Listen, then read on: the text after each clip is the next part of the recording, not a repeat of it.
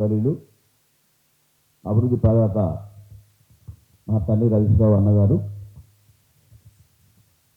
సూర్యం గారు, రసమయ్య గారు, దేశపతి గారు, సిద్ధారెడ్డి గారు, శ్రీరాములు గారు, తిరుపతి రెడ్డి గారు, ఇక వేదిక మీద మిగతా పెద్దలు అందరూ ఏమనుకో దయచేసి పేరు పేరున మరి వేదిక చెందినటువంటి పత్రికా ప్రతినిధులు, గద్దర అభిమానులకు అందరికీ నా యొక్క జైభీములు, నమస్సుమాంజలు.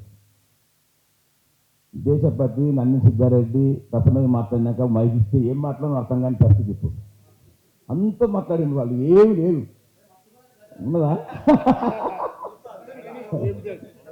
తరగతి కానీ అనంతం. నేను ఒకటే అనుకుంటున్నా,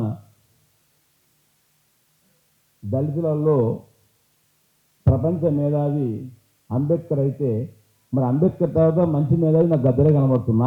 నా వ్యక్తిగత అభిప్రాయం. అంత మేధావి ఎవరైతే నాకు కనబడతారు, ఎంత చూసినా అప్పుడు ఆలోచన చేస్తా ఉన్నా, ఎవరు కనబడతలేరు. అంత గొప్ప వ్యక్తి ఇలా మన జిల్లాలో పుట్టడం, ఇలా ప్రపంచానికే ఆయన సాహిత్యం, గొప్ప సాహిత్యాన్ని అందించడం, మరి ఆయన ఆశయాలను సూర్యం నిలబెట్టడం చూస్తూ ఉంటే నేను చాలా గర్వపడుతున్నా.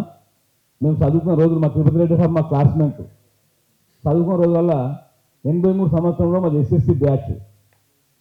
మేము రూమ్లలో ఉన్నప్పుడు చిన్న చేటు కొట్టుకుంటే గద్దరపాటు పట్టుకుని ఎగిరేవాళ్ళం. మేము గద్దరపాటు పట్టుకుంటాం.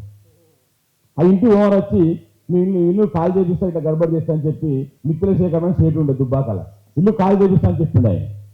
అట్లా మేము కొట్లాడుకుంటుంది, కొందరు వ్యతిరేకిస్తారు గద్దర్ను, కొట్టుకుంటుంది చిన్నప్పుడు. అట్లా మేము గద్దర్ అంటే బాగా అభిమానం. ఆయన వాడిన పాటలు అవన్నిటి గురించి దేశపతి గారు సజీవంగా చెప్పిండ్రు. మరి ఏదేమైనా మన రసమయ్య గారు ప్రపోజల్ పెట్టిండ్రు. మరి గద్దర్ది సిద్దిపేట నడిబొడ్డున విధులు పెట్టాలని హరీష్ అన్న సహకారంతో నేను వారికి ధన్యవాదాలు తెలియజేస్తా ఉన్నా. మనం గద్దరాన్ని ఎప్పుడు కూడా చూసుకోవాలి. మరి గద్దరు నాకు తెలుసు బీఆర్ఎస్ ప్రభుత్వం ఉన్నప్పుడు మరి హల్దీబాగుపై మరి లిక్విడేషన్ కావాలని చెప్పి హరీష్ అన్న చెప్తే హరీష్ అన్న మంజూరు చేయించి ఎన్ఆర్ఎస్ రమ్మంటే కూడా హరీష్ అన్న రాకుండా గద్ద చేతిని నేను ఎన్ఆర్ఎస్ చేయమని కూడా చెప్పడం జరిగింది. నాకు అది గుర్తుకున్నది, మన అన్నకు కూడా గుర్తుండి ఉంటుంది, హరీష్ అన్నకు మొత్తం అది.